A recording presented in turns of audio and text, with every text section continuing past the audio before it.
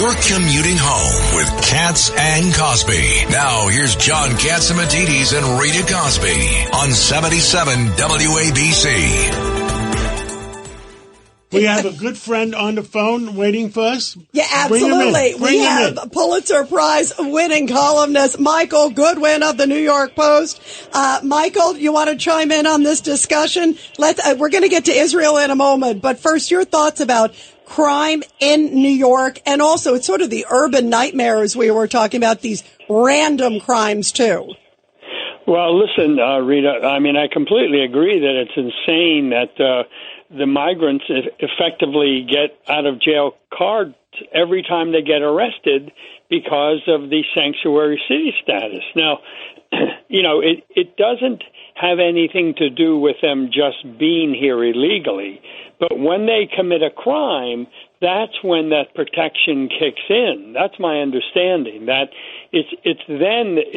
they're not turned over to the to ICE, to the feds, who would be able to deport them. They are therefore free to commit crimes, and we already have a weak criminal justice system in New York. So when they get out of jail or released, more likely, there's no further concern for them. I mean, that's just not right. Look, the whole idea of immigration was always based on what was good for the country. Yes, of course, it was humane for the people wanting to come here. But as Michael Mukasey and others have said, the Constitution is not a suicide pact. And there was no requirement on the government to allow in criminals or people who have become wards of the state or any terrorist possibilities. All of that has been thrown overboard by just opening the gates, and we don't even know who these people are. They get here, they commit crimes, and then in these cities, they're not even turned over unless it's a murder case. In some cases, in some serious felonies, the city does allow them to be turned over, or at least it did under Michael Bloomberg.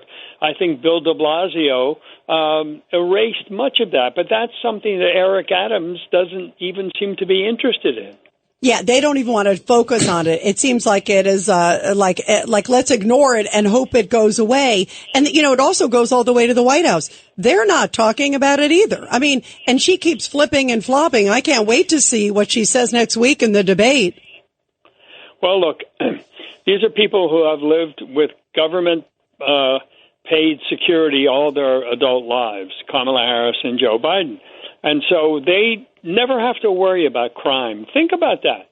Think about the beauty of growing up in San Francisco, Washington, anywhere, and not having to worry about crime. Just think about how much time the rest of us spend worrying and thinking about crime, how many decisions we make for ourselves, our children, our family about crime, how often it comes up in conversation. For them, it's not an issue. And I do believe that plays a major role in their callousness about how other people have to deal with crime and criminals. You know, I think it has to do with philosophy, because the minute you start talking about, say if we're talking about migrant crime, it goes to the border. The minute you talk about why is this other guy out, it's the recidivism rate. So I think a lot of it is they don't want to shine a light on policies. They don't talk about fentanyl either, because guess what? It goes back again to the border. Right. And there is this kind of bleeding heart mentality that every criminal is just misunderstood, that somehow it's society's fault for not making a better life for that criminal, and therefore the crime is not as important and the victim is not as important, and the victim's sense of security doesn't matter as much as we have to help get this criminal into a positive frame of mind about his or her future and make them part of society. I mean, they want to close the prisons. I mean, you hear what they say, and sometimes it feels like it's being said for effect. No. They're deadly serious that too many people are in prison. Well, I would argue not enough people are in prison. Yeah, I agree with you. Judge Weinberg. First, Michael, let me say amen to what you just said. I'm all for putting these people who are threats to other human beings in jail and keeping them in jail. And then when they finish their term, then you deport them. Just don't deport them. Let them stay in prison for the full term, and then you deport them. And that's how I used to do business when I was on the bench. Next, let's switch gears. You had a great column in the Post. You're talking about Biden and Harris administration throwing Israel under the bus. Would you tell our listeners what you're talking about? Well, it has to do with, of course, the execution murders of the 6 hostages, one of them an American citizen. And Joe Biden, in the wake of that, again, he's a guy been on the beach. You can't get to him, doesn't answer questions. The one question a reporter was able to get through to him when he came back to the White House was, from a distance, the reporter shouted, "Do you think Netanyahu is doing enough to get a ceasefire?" And Biden said no. Now, again, in the context, it's an absolutely crazy question. But the answer was out of this world nuts.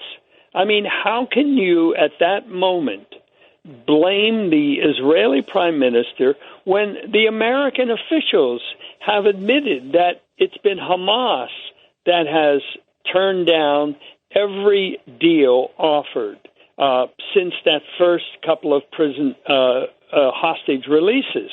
And yet here you have Hamas murdering hostages, probably tortured them beforehand and after holding them for nearly a year.